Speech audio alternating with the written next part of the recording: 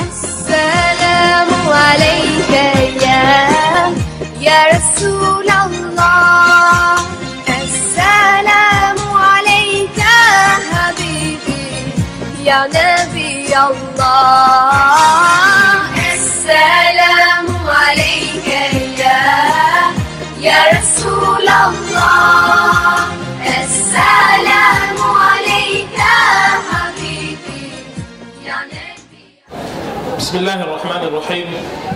الحمد لله وكفى والصلاة والسلام على نبيه المصطفى وعلى آله وصحبه المستكملين الشرفاء وعلى من سار على نهجهم القويم إلى يوم الوفاء وبعد. السلام عليكم ورحمة الله تعالى وبركاته. D'abord, je remercie le frère Farid et les organisateurs de notre rencontre dont le but, à travers ces organisations ou à travers cette organisation, est dans un premier temps de nous permettre de savoir comment nous adorons Allah subhanahu wa ta'ala, qui est un des trois objectifs de la religion, et ensuite nous permettre d'échanger en proximité ou dans la proximité comme il l'a dit. Le sujet que nous allons essayer de traiter en une demi-heure est un sujet qui est des plus complexes parce que, étant une discipline à part entière et parce que faisant appel à beaucoup de notions, je dirais pas techniques, mais logiques, c'est le sujet de maqasid al-sharia, qui veut dire les finalités de la sharia. Et en arabe, quand on a ce genre de construction, on appelle ça murakkabun idafi, c'est-à-dire ce que l'on pourrait appeler avec des termes un peu barbares en français un complément adnominal, ou un groupe nominal composé d'un nom qui est déterminé par un autre qu'on appelle un complément du nom. Maqasid, c'est le pluriel de maqsad, qui veut dire objectif, masdar meaning en arabe. Et sharia, toujours en arabe, c'est le chemin qu'emprunte un cours d'eau pour partir d'un point A à un point B. Il se trouve qu'aujourd'hui, et c'est aussi une des raisons pour laquelle ce sujet est important, on a réduit ce mot d'un point de vue théologique à ce qu'on appelle al-jinayat, c'est-à-dire des peines, à ce qu'on appelle al-hudud, à des choses qui n'ont trait qu'à du droit et plus particulièrement qu'à de la violence. Donc, comment couper les mains, comment lapider quelqu'un, comment... Et du coup, quand vous entendez parler dans les médias du mot sharia, eh bien, on est bien loin de la définition, par exemple, que va donner de ce mot l'imam Ibn al-Qayyim quand il dit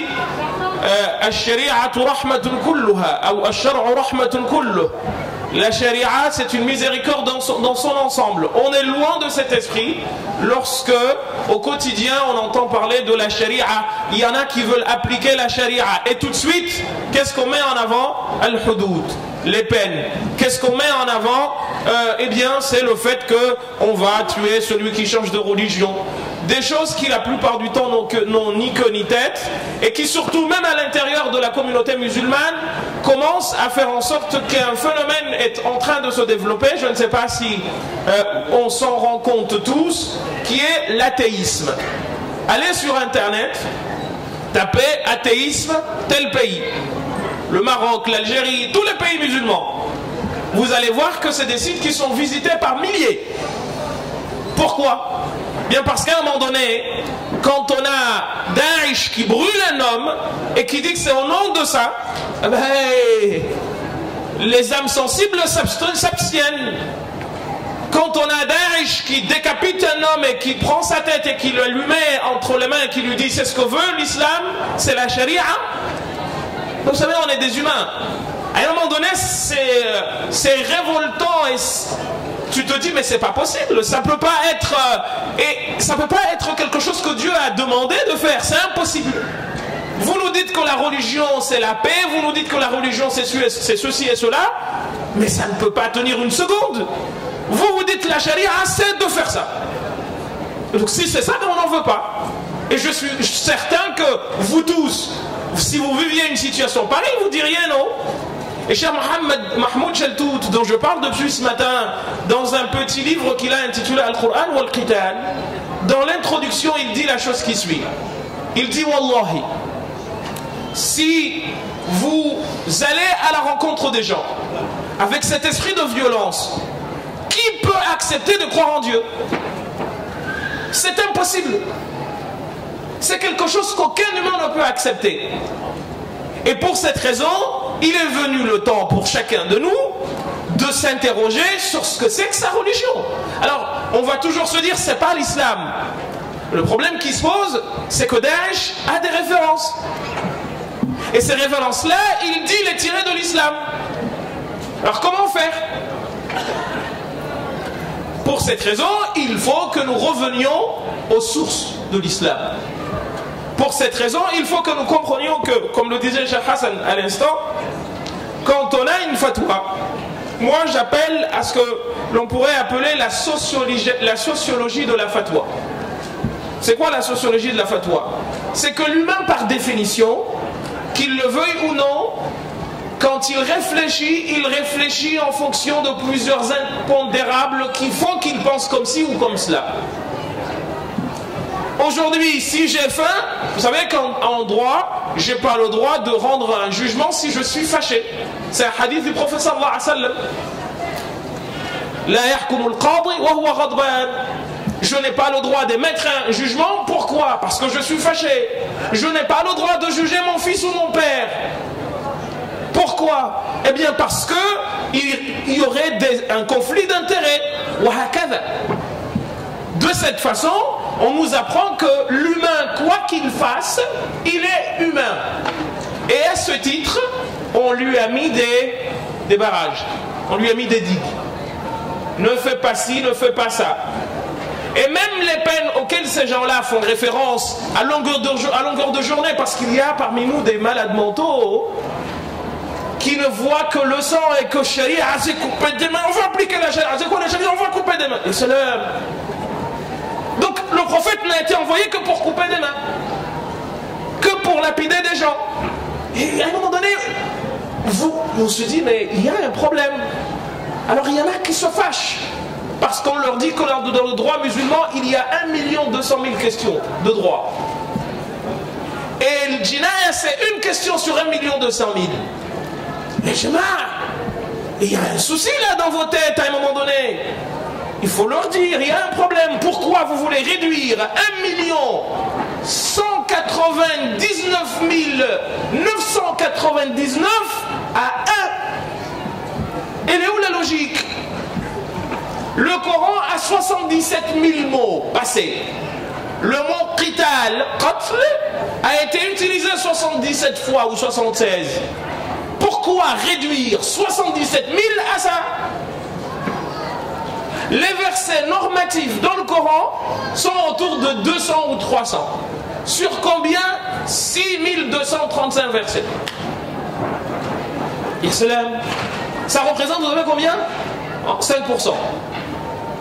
Donc 95%, à la poubelle. Il faut que ce soit ça. Vous avez un livre que vous connaissez tous qui s'appelle Bulugh al-Maram d'Al Hasan al-Asqalani.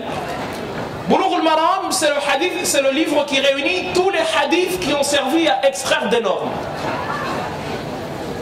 Un petit comme ça. Hein? Bulugh al-Maram, 1500 à 1800 hadiths avec les répétitions. Sur combien de hadiths? 100 000. C'est-à-dire moins d'1%. À un moment donné, je pense que des fois je me dis c'est peut-être moi qui suis un peu dérangé dans l'histoire. Donc vous avez plus de 50 000 hadiths du prophète qui parlent de makarim al-akhlaq, la noblesse de caractère. On n'en parle pas du tout, il faut couper des mains. Est-ce que c'est moi qui suis un peu dérangé dans l'histoire ou il y a un souci? Donc pourquoi réduire la charia, dont je vais donner la définition technique maintenant, à cela? Et de là, il faut que nous revenions aux sources. Fama sharia, c'est quoi la sharia du coup depuis? Il y a une définition globale en islam et une définition globale en fiqh. La définition globale de l'islam c'est quoi? La sharia, c'est par définition l'ensemble de ce que le prophète a appris aux compagnons à travers le hadith de Jibril. C'est lequel? An Omar ibn al-Khattabi. Et tout le monde le connaît. Le hadith que Omar ibn al-Khattab a recueilli. Que nous étions, nous étions assis avec le prophète sallallahu alayhi wa sallam. Quand on a vu un homme dont la blancheur des habits était éclatante, la couleur noire de ses poils était également éclatante. On ne voyait pas sur lui les traces de quoi? D'un voyageur. Il est venu, il a joint ses genoux aux siens et il a mis ses mains sur les cuisses du prophète. ووضع يديه على فخذيه أي على فخذي الرسول صلى الله عليه وسلم كما قال الشبرخيتي. Et à partir de là, qu'est-ce qui se passe? Il s'est mis à parler au prophète sallallahu alayhi wa sallam. Il lui dit: Ya Muhammad, ô toi Muhammad, akhbirni anil iman, apprends-moi la foi. Il lui donne les 6 piliers que tout le monde connaît. Ensuite il lui dit: akhbirni anil islam, parle-moi de l'islam. Il lui donne les 6 piliers de ce qu'on va appeler el-fiqh, la jurisprudence. Akhbirni anil ihsan, parle-moi de l'excellence. C'est ce qu'on va appeler par la suite al-mutaskat al-nufus, la purification des âmes. Eh bien cela, c'est ce qu'on appelle sharia. Pourquoi? Parce que le prophète sallallahu alayhi wa sallam va dire aux compagnons à la fin: Atadrouna mani rajul, savez-vous qui était cet homme? Ils vont dire: Allahu wa rasuluhu a'lam. Seul Dieu et son messager en sont savants. Qala dhalikum Jibril atakum yu'allimukum amra dinikum. C'est Jibril qui est venu vous apprendre votre religion. Ça c'est la définition globale. Ensuite, vous avez une définition plus technique. C'est quoi? Ou plus spécifiante. Qui est que la sharia, c'est l'ensemble de ce que aujourd'hui on appelle fiqh. Les questions de fiqh qui sont au nombre de 2 en général. Vous avez ce qu'on appelle le mu'amalat et ce qu'on appelle al-ibadat. Les actes d'adoration qui me lient directement à Allah subhanahu wa ta'ala et qui ne demandent pas que vous interveniez, et ce qu'on appelle el-mu'amalat, les actes qui me mettent en relation avec mes semblables parmi les créatures de Dieu. Et dedans il y a un débat entre les savants. El-ibadat mahi, c'est quoi les ibadat? Eh bien les savants vont vous dire: c'est la prière, c'est zakat, c'est le pèlerinage, c'est le jeûne. Et c'est al-malkiya, les malikites vont rajouter wal jihad quand même, et la notion de jihad. On arrive à 5. Et ensuite vous avez, al-ibadat. Ensuite vous avez le mu'amalat, qui sont les actes de commerce, notion de mariage et tout ce qui va avec cela. Jusque-là ça va. Bon. Alors tout ce système, tel que nous venons de le définir, il obéit à des règles. Des règles qui sont des règles globales. Et ces règles globales ont pour finalité, eh bien, de permettre à l'homme de réussir cette double vie. La vie qui le lie à ses semblables et la vie qui le lie à son créateur. C'est ce système-là qui vise, ou plutôt ces objectifs qui sont visés, c'est ce qu'on va appeler, ou plutôt ces éléments globaux, on les appelle les kulliyat. Et le kulliyat, c'est quoi? C'est-à-dire l'ensemble des éléments qui sous-tendent tout ce que nous faisons. C'est-à-dire qu'à travers tout ce que nous vivons dans le cadre du droit, eh bien, vise 5 choses. Certains disent 6, d'autres disent 8, parce que c'est une science qui se renouvelle. Et ces 5-là, on les appelle al-kulliyat al-khamsa, les 5 globaux, les 5 objectifs globaux, ou on les appelle également maqasid al-sharia, les objectifs, les finalités de la sharia dans la deuxième définition que nous avons donnée, ou on les appelle al-maqasid al-uliya, les objectifs suprêmes. À travers la prière, le fait que nous fassions la prière, il y a un objectif qui est visé. Donc la prière n'est pas un objectif, la prière est un moyen. Le jeûne n'est pas un objectif, le jeûne est un moyen. Qui vise quoi? Eh bien, un de ces 5 points. Ces 5 points-là sont donc indispensables à la vie de l'homme dans cette double relation. Sans un d'elles, ou deux, il n'y a plus ni l'une ni l'autre parmi ces deux choses.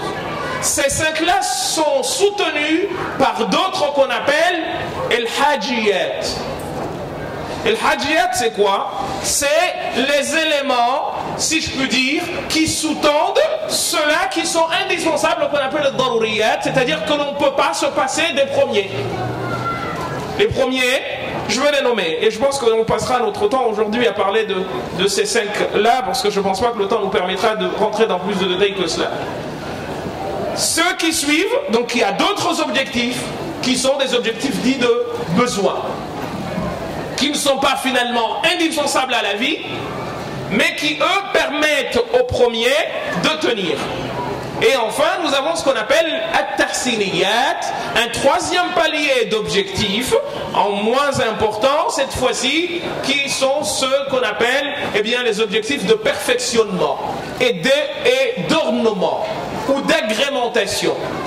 Là, nous avons combien d'objectifs? Combien de paliers? Nous en avons 3.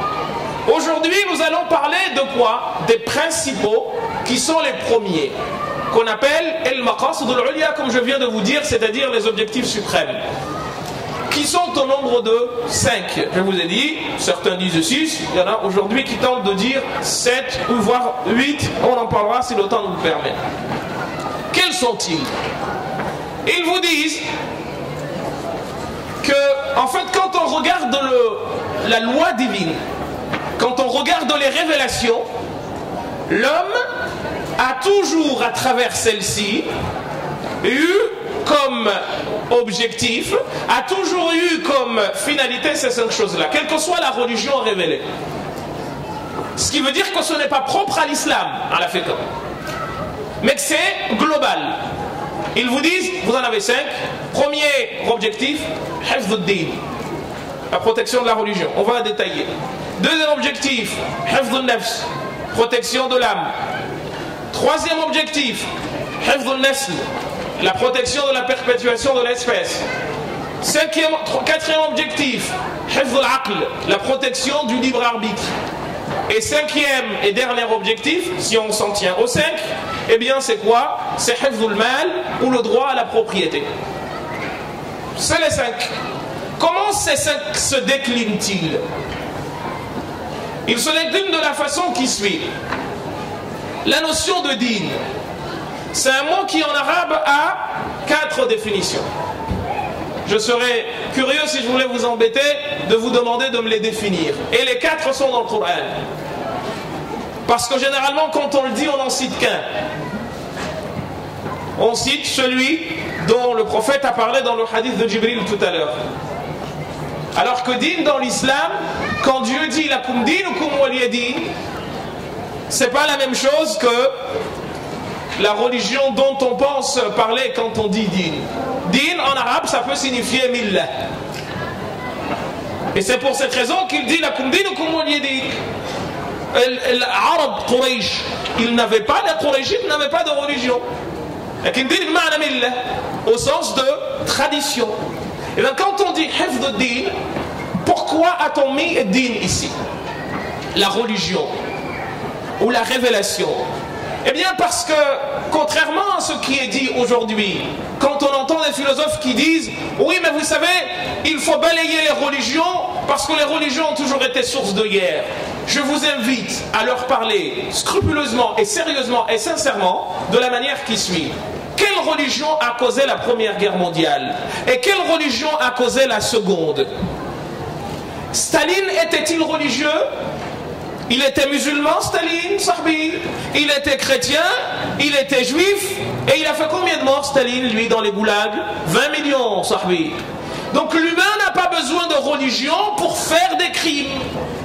Au contraire, Dieu nous dit, si il n'empêchait pas les hommes de s'en prendre les uns aux autres, il n'y aurait pas d'hommes. Donc, et din, c'est pas que faire des inclinaisons, des génuflexions, non. Et din, justement, le premier objectif, c'est de te permettre à toi de vivre libre. Pourquoi? Eh bien parce qu'en fait, vous avez vu, Staline a dit qu'on ne devait pas avoir de religion.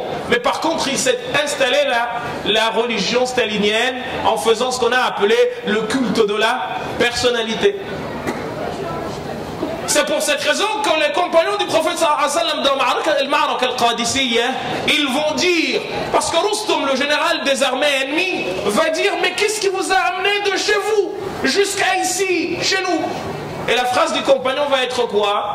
Ji'na linukhrij al-ibad min ibadati al-ibad ila ibadati rabbil ibad. Nous sommes venus affranchir les serviteurs de Dieu du service qu'ils vouent à des humains communs pour qu'ils servent leur Créateur. Et c'est le sens du verset dans lequel Dieu dit wa yakuna ad-dinu kulluhu lillah.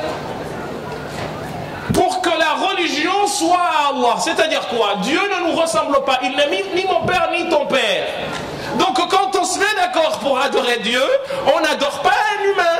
On n'adore pas le Dieu de ton père ou le Dieu de mon père. On adore Dieu qui lui n'a ni enfant ni femme et il n'a aucun intérêt à ce que nous l'adorions. Et de cette façon, l'homme gagne en liberté. Parce que de toute façon, l'homme est obligatoirement serviteur. Soit il est serviteur du plus haut, soit il est serviteur de quelque chose qui lui est semblable parce que c'est une créature comme lui. Et du coup, quand on dit hifduddin, c'est pas seulement la prière, etc. Non, c'est dans l'esprit de la liberté de l'homme. L'homme n'a pas à adorer des gens comme lui. Et c'est pour cette raison que l'appel à l'islam, c'est quelque chose de très simple, mes amis. Quand Dieu en parle dans le Coran, et Tawhid, il le résume dans une phrase, dans un verset de Sourate Al-Imran. Qul, dis-leur, ya Muhammad, ya ahl al-kitabi, ô vous gens du livre, ta'alaw ila kalimatin sawa'in baynana wa baynakum, venez à un mot qui nous est commun à nous tous, alla na'buda illa Allah, que nous n'adorions personne à part Allah, wa la yattakhidha ba'duna ba'dan arbaban min dunillah. Allah na'buda illa Allah, que nous n'adorions personne à part Allah subhanahu wa ta'ala, wa la nushrika bihi shay'an, que nous ne lui associons personne, wa la yattakhidha ba'duna ba'dan arbaban min dunillah, et que les uns ne prennent pas les autres pour des dieux. Pourquoi? On l'a vu, on continue de le voir, mes amis. Ah, il ne faut pas croire en Dieu, mais on croit en quoi? C'est impossible que l'homme ne croie en rien. Vous savez pourquoi? Parce que par définition, il y a des choses qui dépassent l'homme. Et ces choses qui dépassent l'homme, il a besoin de leur donner du sens. Et ce sens-là s'appelle religion, mes amis. Donc d'une façon ou d'une autre, il se trouve en dépendance avec quelque chose. Soit il choisit d'être en dépendance avec celui qu'il croit être son créateur, soit au contraire, il choisit d'être en dépendance avec quelque chose qui lui est semblable. Donc c'est le sens de hifduddin. Donc quand on dit hifduddin, eh bien on dit quoi? On dit qu'on cherche à donner à l'homme la liberté de ne pas adorer quelqu'un comme lui, mais d'adorer son créateur. Mais au même moment, on nous dit que ad-dinu aw al-iman, la foi, mahalluhu al-qalb, sa place c'est quoi? C'est l'esprit, c'est une question de conviction. Et pour cette raison, on ne peut pas l'imposer aux gens. Afa anta tukrihu an-nas hatta yakunu mu'minin. Dieu dit au prophète sallallahu alayhi wa sallam, vas-tu imposer aux gens le fait d'être croyant? Mustahil. Pourquoi c'est pas possible? Parce que si je vous impose l'islam, eh bien vous allez montrer l'islam alors qu'à l'intérieur vous ne le montrez pas. Et du coup vous êtes dans quelle situation? On appelle an-nifaq, l'hypocrisie. C'est la raison pour laquelle hifduddin est en premier lieu et on dit c'est la liberté de croire ou de ne pas croire. Par contre la méthode de Daesh, tu es musulman ou on te zigouille. Et cela, Et le prophète, il a dit ça où? Et le Coran, il est où dans le Coran? Il est où? Et du coup, qu'est-ce qu'ils font? Ils prennent les versets du Coran. Il faut combattre les gens. Non, mais c'est pas ça le but. Non, c'est dans le sens où les humains n'adorent pas des humains comme eux. Mais ça ne veut pas dire que tu dois imposer à toi ce que tu veux. Abadan. C'est pour que les humains deviennent libres et qu'aucun homme n'en adore un autre. Un point à la ligne. Mais dinulillah, ça ne veut pas dire qu'il faut que tu crois en Dieu tel que les musulmans le veulent. Abadan. C'est pas ce que ça veut dire. Et d'ailleurs, si tu prends ici à Krosibar, tu t'aperçois que c'est pas ce que Dieu veut. Et du coup, qu'est-ce qu'il faut? Il y a, comme l'a dit l'imam al-Razi, il y a des versets dans lesquels Dieu a parlé de la notion de qital. Il y en a deux, précisément. Vous savez ce qu'ils ont fait? À chaque fois que Dieu parle de la nécessité de dialoguer, etc.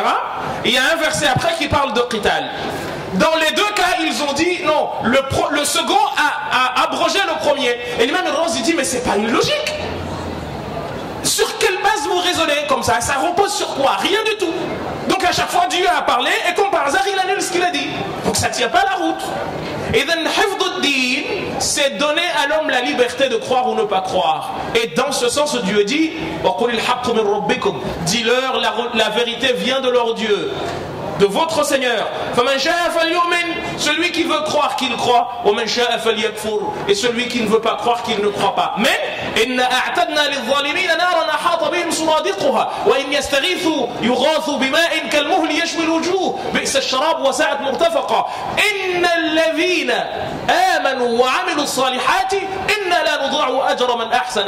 c'est la conclusion, mon grand. C'est pas ici qu'on va être payé. Crois en qui tu veux, fais ce que tu veux, dès lors que tu ne me déranges pas. La relation avec Dieu, c'est là-bas que tu auras à en répondre. Moi, je ne sais pas comment je terminerai. Toi non plus, tu ne sais pas comment tu termineras, mais le terminus, c'est là-bas.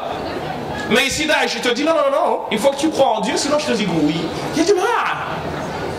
Sur la base de quelles règles ils vont te... Donc, ils font exactement la même logique que ce que certains philosophes ici font. Le Coran a dit qu'il faut tuer les juifs, mais donnez-nous le verset. Un seul, il faut lui dire, il est où le verset dans lequel Dieu a dit il faut tuer, égorger le juif, mais tel quel, hein, parce qu'il va faire quoi? Il va te dire, mais dans une exégèse j'ai lu. Ben ouais, ça c'est une exégèse, mais c'est pas ce que Dieu a dit. Et dans ce cas, mon gars, tu fais fausse route, parce que l'exégèse c'est pas ce que Dieu a dit. L'exégèse est une chose, et ce que Dieu a dit en est une autre. Donc, hifdud-din, premier point. Deuxième point, hifdun-nafs, la protection de la vie de l'homme. L'intégrité de l'homme, elle est sacrée. Or, justement, cette façon de tuer, on voit des gens, subhanallah, j'espère des fois, je me dis, non, c'est pas vrai ça. C'est-à-dire quoi? Quand on voit des corps dans les vidéos qui sont traînés et ils sont heureux, contents, masha'Allah. Les gens ils sont contents, eh bien parce qu'ils se disent que nous venons de venger le prophète sallallahu alayhi wa sallam. Je vais m'arrêter 2 secondes parce que j'ai mon oncle, le mufti des Comores qui vient d'arriver. Je vais lui demander de juste venir vous saluer et je vais continuer, mais je ne peux pas parler s'il est là. Donc, au nom de tout le monde, je lui fais la bise sur la tête, c'est des machaïrs.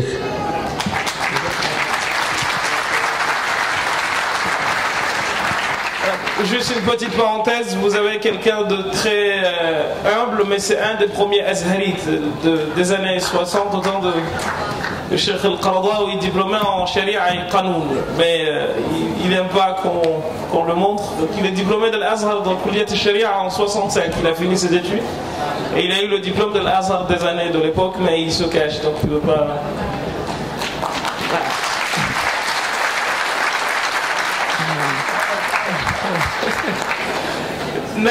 Donc nous allons parler dans tout son contrôle, même s'il ne comprend pas le français, donc je peux dire ce que je veux. Mais attention, il est venu quand il a fait ses études à l'Azhar, il est venu à la Sorbonne pour faire un an de français. Il ne peut pas traduire.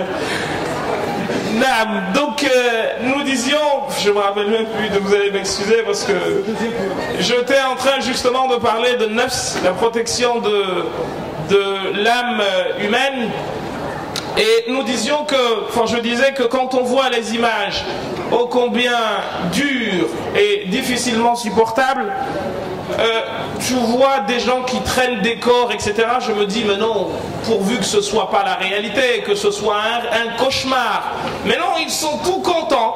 Alors que justement, le prophète sallallahu alayhi wa sallam, à la mort de Hamza, quand les conditions dans lesquelles Hamza s'était fait traiter, ils l'ont mutilé, ils lui ont ouvert le corps, ils lui ont sorti, mais des choses incroyables. Le prophète avait décidé, Wallahi, nous allons leur faire la même chose, voire pire. Mais le Coran a été révélé pour dire, mais mon grand, c'est pas toi qui fais ce que tu veux. Tu n'as pas le droit de faire ce qu'eux ont fait. Pour dire non, stop. Stop, tu n'as pas le droit de faire. Alors que lui, il avait décidé, c'est dans les hadiths, il avait décidé de leur faire la même chose. Et au fond, il n'aurait fait que, eh bien, leur rendre la monnaie de leurs pièces. Mais comme justement on n'a pas le droit de se conduire injustement parce que certains l'ont fait, eh bien le Coran lui a dit, non, tu n'as pas le droit de faire ce qu'ils ont fait. Donc on n'a pas le droit de mutiler les gens. On n'a pas le droit de leur enlever les issues. Ce qui fait que, wallahi, des fois tu regardes, tu te dis, mais il n'y a rien, c'est Iblis, il n'y a rien d'autre. C'est-à-dire que quand vous revenez au Coran, quand Dieu nous dit, eh bien quand on vous traite, quand quelqu'un vous fait tort, vous fait un tort, eh bien répondez mais de manière équitable. Et surtout, wala ta'tadu, à chaque fois, ne dépassez pas la limite, on vous a donné une... D'ailleurs, même les choses que l'on ne peut pas quantifier, c'est difficilement réparable. On m'a donné une gifle, mais tu vas m'en donner une qui va m'arracher les dents, comment on va payer cela? Donc, c'est des choses claires et c'est pour ça que Dieu va dire œil pour œil, parce qu'un œil on sait qu'il y en a un, une oreille on sait qu'il y en a une. Mais si tu me donnes une gifle, comment je peux répondre par une gifle? C'est quoi l'unité de mesure? Donc ces gens-là, ils ont encore une fois coupé le Coran, mais ils sont en train de le massacrer comme c'est pas permis. C'est pour ça qu'il faut que nous libérions le Coran des mains de ces gens-là. Parce qu'il n'y a aucune éthique, il n'y a rien. Les objectifs dont on parle, l'objectif, il n'y a rien d'autre. Et donc, hifdhun nafs, c'est quelque chose de sacré. La vie humaine, Dieu va nous dire dans le Coran que, pour cela, eh bien, qu'est-ce qu'on a fait? On a dit aux gens, aux enfants d'Israël, que quiconque va faire vivre une âme, c'est comme s'il avait fait vivre toute l'humanité. Et quiconque va en enlever une sans raison, c'est comme s'il avait tué toute l'humanité. C'est cela la règle. C'est ce que le prophète va faire pendant 23 ans. Mais aujourd'hui, tu fais telle chose, on te tue. Celui qui change de religion, tuez-le. Mais est-ce qu'on vous a déjà dit que Omar ibn Khattab était contre cet avis? Est-ce qu'on vous a déjà dit qu'Omar ibn Khattab, lui, pour quelqu'un qui fait apostasie, pour lui, il doit être emprisonné toute sa vie? Mais on n'a pas le droit d'intenter à sa vie. هذا فهم عمر بن الخطاب وفهم إمام الأئمة إبراهيم النخعي. Mais ça on ne vous dit pas. Deuxième point, le hadith il fait l'objet de débat. Parce qu'il est en opposition directe avec des versets du Coran qui eux sont qata'i thubut. Et du coup certains savants disent non. Ils le remettent en cause. Parmi les plus grands savants de l'islam comme Ibn Abu Hanifa et d'autres. Et donc on te dit non, non, quand on a insulté le prophète sallallahu alayhi wa sallam, il faut le zigouiller. L'imam Abu Hanifa, comme c'est dans le Tahawi, il va dire mais comment allons-nous tuer quelqu'un? Comment pouvons-nous tuer quelqu'un parce qu'il a insulté le prophète sallallahu alayhi wa sallam? Les gens lui ont dit mais oui, il a insulté. En Afrique, la majorité des savants musulmans dit qu'il faut le tuer. Mais l'imam Abu Hanifa dit non, manfa'sh. Il dit comment pouvez-vous prendre une décision pareille alors que le fait qu'ils disent qu'ils ne croient pas au prophète, c'est déjà l'insulter parce qu'on le traite de menteur. Or Dieu n'a pas demandé à ce qu'on nous tuions la personne qui n'est pas musulman. Donc pourquoi allons-nous le tuer alors qu'il a déjà fait pire, qui est d'accuser le prophète sallallahu alayhi wa sallam de menteur, et pourtant le Coran n'appelle pas à ce qu'on le tue. Et ça c'est la vie de l'imam Abu Hanifa. Mais on ne vous le dira jamais. Parce qu'il y a une vision sanguine du monde. Il faut prendre et casser la tête, le couper. Parce qu'il y a une folie sanguine. Et le problème, comme je vous ai dit, c'est que nos enfants s'éloignent de plus en plus de l'islam. Parce que si votre religion c'est couper des têtes, c'est traîner des... Ben on n'en veut pas. On n'en veut pas. Et personne ne va aimer la religion d'Allah. Pourquoi? Parce que lui-même il nous a dit qu'il nous a fait aimer la religion. Il n'a pas dit qu'il nous l'a imposé, non, il vous a fait aimer. Et il l'a rendu belle dans leur cœur. Et il a fait quoi? Et il a fait détester la mécréance et la turpitude. Et nous, qu'est-ce qu'on fait? Non. Il faut que vous le fassiez. On leur fait détester la foi, alors que le contraire, c'est de faire aimer la foi aux gens pour que les gens embrassent la religion d'Allah. Donc, al-nafs, c'est quelque chose de fondamental. Et c'est pour cette raison que, quand justement un de ces points-là est visé, on fait sauter les règles. Qaïda Usuli a dit quoi? Chez les Shawafi'a, on dit que toute la jurisprudence repose sur 5 règles. خمس محررة قواعد مذهبي للشافعي فكن بهن خبيرا ضرر يزال وعادة قد حكمت كذا المشقة تجلب التيسير والشك لا ترفع به متيقنا والخلص أقصد إن أردت أجورا. 5 يا جماعة. 5. On te dit quoi? Quand il y a une difficulté, eh bien, quand la norme se rétrécit, c'est qu'elle devient large. Ben on te dit c'est haram de boire de l'alcool, oui, mais si tu es dans une situation de vie ou de mort et que tu es atteint d'une soif incroyable, tu bois l'alcool. Parce que ta vie est menacée. Or, boire l'alcool c'est interdit, mais nous avons un daroura. Nous avons un objectif suprême qui est quoi? Il faut protéger ta vie. إذا ضاق الأمر عفوا كما يذكرني عمي je l'ai dit en arabe, il m'a rattrapé. إذا ضاق الأمر اتسع, quand la situation اتسع الحكم, quand la situation se rend et serrée, eh bien la norme s'allège. Et c'est justement ce qu'il veut dire كذا المشقة تجلب التيسير. La difficulté exige qu'il y ait de la facilité. Non, il ne faut pas faire ça. Il faut que nous soyons comme ça. Il n'y a rien de plus important. Et c'est pour cette raison qu'Allah subhanahu wa ta'ala va nous mettre des peines. Les peines n'ont pas pour mission de tuer les gens. En exécutant les peines, il faut sauver les vies. Donc si en exécutant des peines on sauve des vies, ça ne sert à rien d'exécuter des peines. Le fou qui va tuer quelqu'un, on le tue? Non. Parce que lui, il n'a pas fait volontairement. Par contre, on va l'emprisonner pour pas qu'il refasse la même chose. Donc le but n'est pas de faire couler le sang, non. Le but c'est de faire en sorte que l'âme, l'intégrité de la vie humaine ne soit pas touchée. 3e point, la protection du libre arbitre. C'est-à-dire quoi? Donner à tout un chacun la possibilité de réfléchir par soi-même. C'est pour cette raison que l'on va interdire l'alcool. Que toute chose qui te rend maboule, est interdite. Tout simplement. Donc dans tout ce que vous vivez au quotidien, là nous sommes déjà à 3 règles. Il faut prendre ces choses-là et les mesurer par rapport à ces 3-là. Quel est l'objectif à travers ce que je suis en train de faire? 4e point, le droit à la propriété privée. C'est quoi? J'ai le droit de posséder. Ça, c'est à moi. On me le reconnaît, le droit de posséder. C'est pas dans le communisme où rien n'appartient à personne soi-disant, alors que ça appartient à Vladimir Ilyich Ulyanov dit Lénine, ou ça appartient à Joseph Djougaville dit Lénine. Parce que finalement, c'est lui le leader suprême. Non, manfa'ash. Ça, c'est à toi. Tu as tes droits qui sont garantis là-dessus. Avant, c'était pas le cas. 5e et dernier point, la perpétuation de l'espèce. Donc on te dit zina, c'est interdit lèche parce qu'on ne sait pas qui est de qui. Et à partir de là, vous pouvez mesurer tout ce que vous voulez par rapport à quoi? Par rapport à tout ce qu'il nous est demandé de faire. Et au fond, ce qui est visé, c'est ces objectifs-là. Le reste nous est demandé comme moyen pour les réaliser. Donc, si nous sommes dans une situation, parce que c'est la question qui revient souvent, donc maintenant on vous dit, la charia, du coup, je vous la pose en provoquant, où ces 5 objectifs vous sont-ils garantis plus que dans n'importe quel autre pays? Je reformule ma question pour vous embêter. Ces 5 objectifs-là, vous pouvez les réaliser où à l'heure où je vous parle là?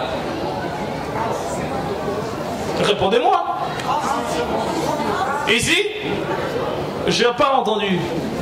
Est-ce qu'il y a un endroit dans le monde où vous pouvez atteindre ces 5 objectifs-là? Est-ce que vous allez, je ne citerai pas de nom de pays, mais est-ce qu'il y a pas des pays dont on dit qu'ils sont musulmans, dans lesquels et neuf ce n'est pas protégé? Tu rentres de chez toi, tu vas en Irak aujourd'hui, tu pars de Bagdad, tu pars de chez toi à Bagdad, est-ce que tu es sûr de rentrer ou pas? Et est-ce que l'objectif de Hifz al-Nafs est réalisé? Donc est-ce que la charia est appliquée? Quand bien même on se dit qu'on s'appelle Abu Bakr al-Baghdadi. Bon, je vais m'arrêter là. Wassalamu alaikum.